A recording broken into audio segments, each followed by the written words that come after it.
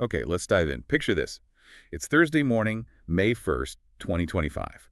And forget the usual news cycle for a second, because the real diplomatic heat is between Washington and Delhi. Right. There's this really critical phone call that's just happened. Exactly. U.S. Secretary of State Marco Rubio talking to India's External Affairs Minister S. Jaishankar.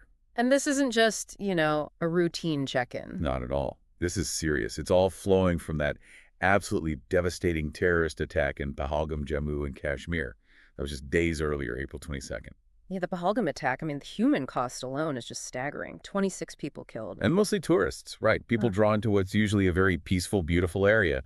Those meadows, the Litter River, it's known for tranquility. Precisely, and that's what makes it so jarring. This one event has just completely reignited the already incredibly tense situation between India and Pakistan. And here's the really tricky part, the tightrope walk. Rubio calls Jaishankar. He expresses sorrow, condemns terrorism, the usual necessary things.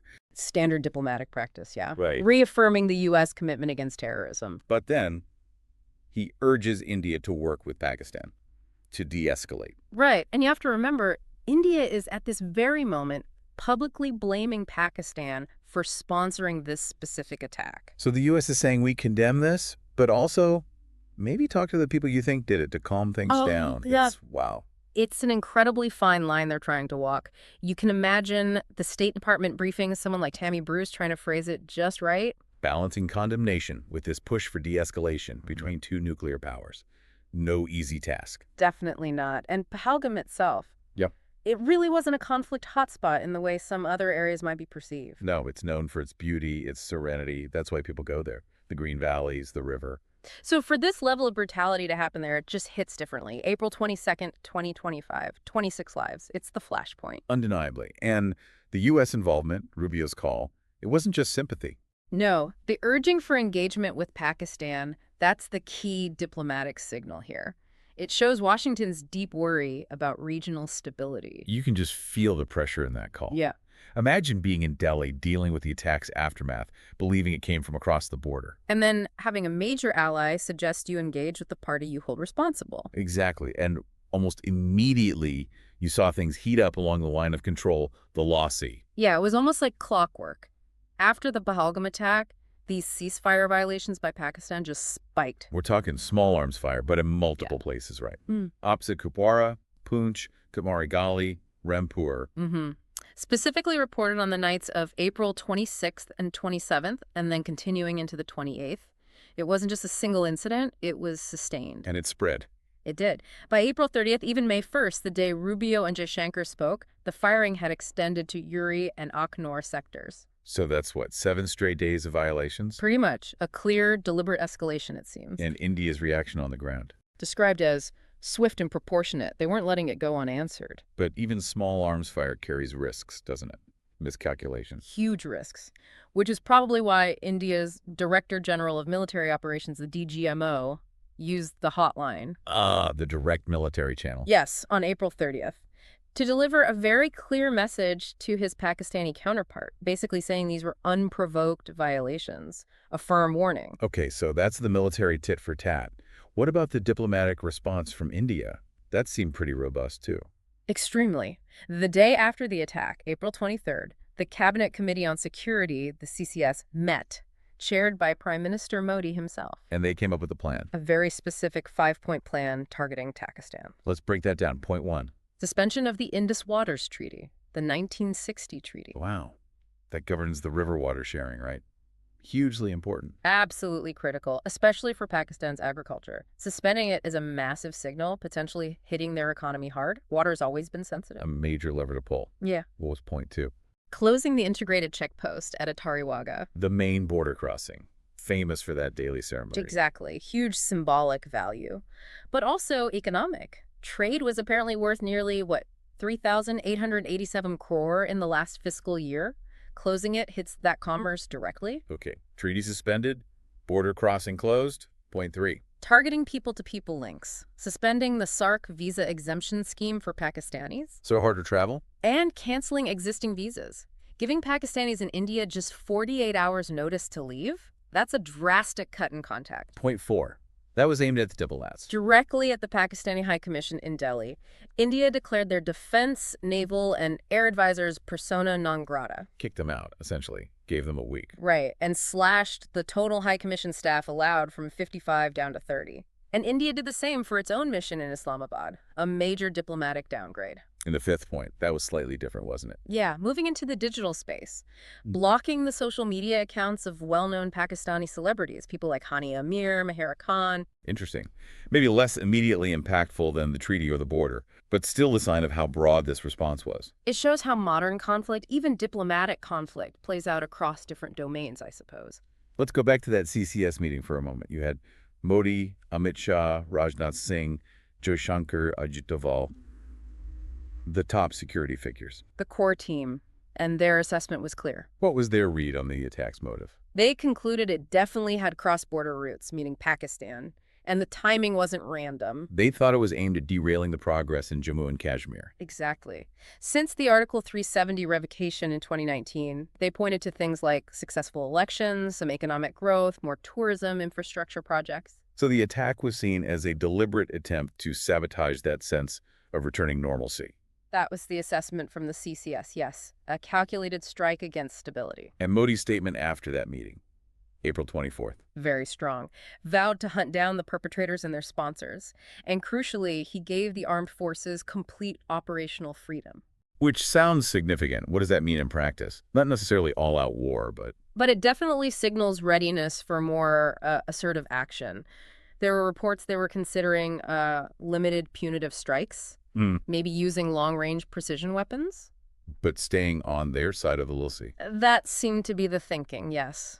Trying to hit back effectively without triggering a much wider conflict, a very, very fine line. Okay, so that's India's stance.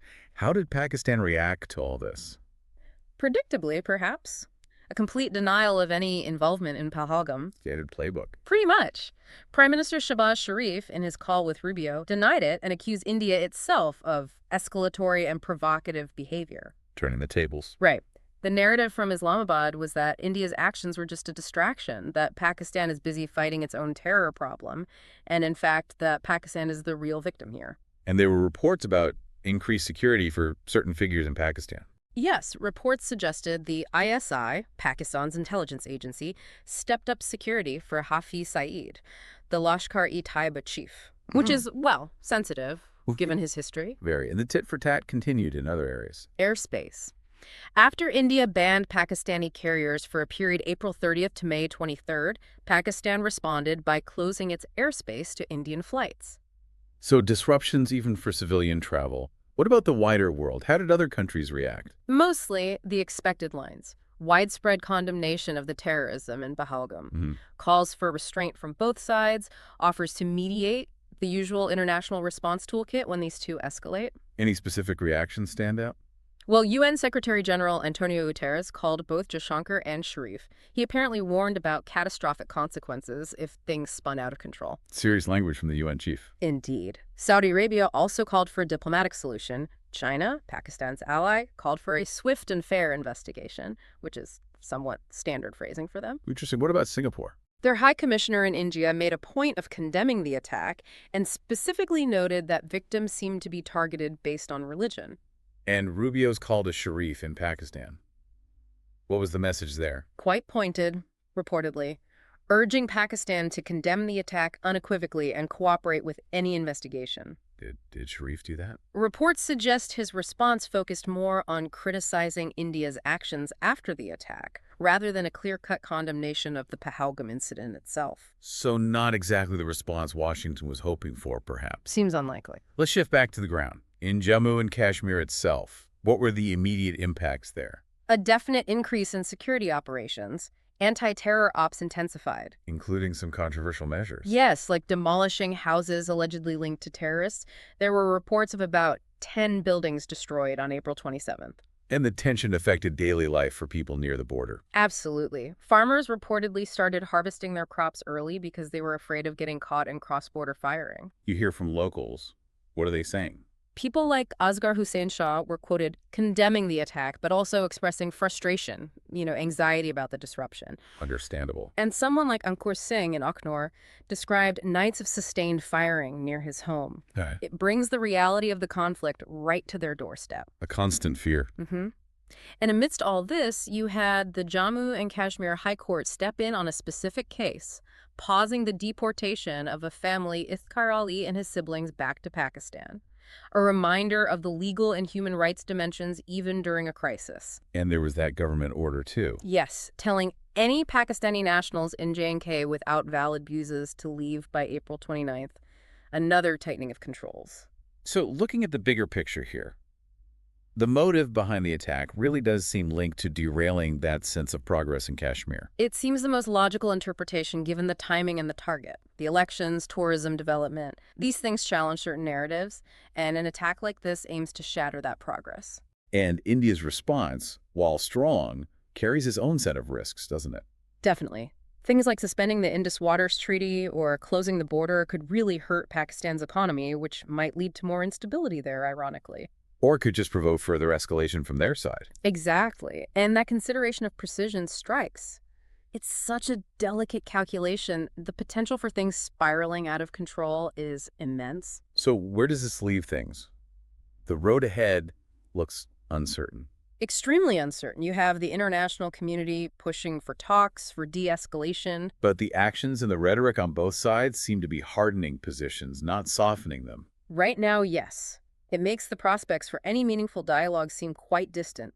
Peace feels fragile. And the real cost, as always, is borne by the people caught in the middle, especially in Jammu and Kashmir. They're the ones living with the direct consequences of this cycle of violence and tension. The stakes for them are incredibly high. So this deep dive really shows a familiar pattern, maybe, but playing out with potentially higher stakes after this brutal attack. Violence, diplomatic maneuvering, military posturing. And it raises those big questions again, doesn't it, about the near-term chances for calming things down and the long-term stability of the entire region. It really does leave you thinking, what are the lasting consequences going to be for the region, but especially for the people in Jammu and Kashmir who just want normalcy? It forces you to grapple with the deep history here, the complexities. Maybe looking deeper into something like the Indus Waters Treaty's history or the evolution of the line of control itself could offer even more context for understanding just how complex and volatile this situation remains.